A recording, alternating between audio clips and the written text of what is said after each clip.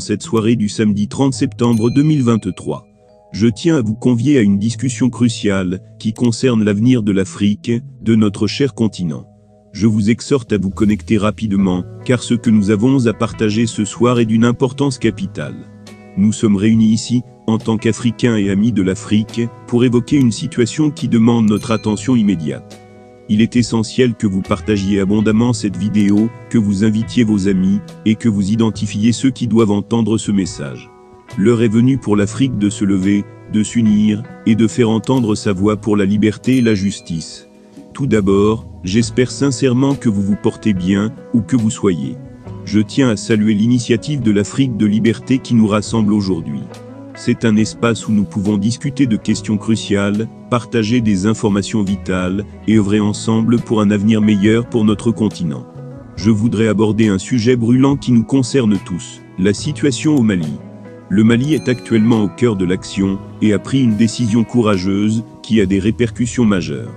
Le Mali a déclaré qu'il ne négocierait plus avec les groupes terroristes. Cette décision marque un tournant dans la lutte pour la paix et la sécurité dans la région. Il est essentiel de comprendre que la situation au Mali n'est pas simple. Les Maliens, en particulier les soldats, font preuve d'un courage extraordinaire en luttant contre le terrorisme au quotidien. Des vies sont perdues, des familles sont déchirées, et c'est pourquoi il est crucial que nous, en tant que peuple africain, montrions notre solidarité. La commémoration de l'indépendance du Mali est l'occasion de se rappeler l'importance de l'unité nationale. Le président de la transition a souligné que l'avenir du Mali dépend de cette unité. Nous devons être unis, en tant que peuple malien, quelles que soient nos différences, pour faire face aux défis qui se présentent à nous. Il est préoccupant de constater que la communauté internationale ne met pas suffisamment en avant les progrès réalisés par le Mali dans sa lutte contre le terrorisme.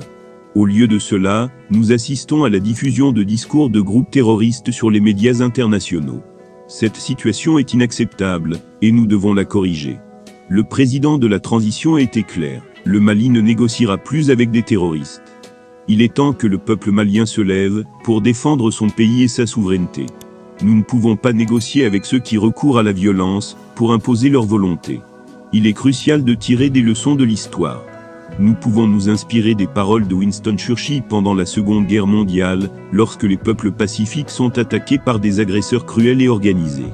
Ces peuples doivent se lever et résister pour défendre leur liberté. Je vous invite donc à partager cette vidéo massivement, à montrer votre soutien au Mali en mettant des pouces bleus, et en faisant entendre votre voix.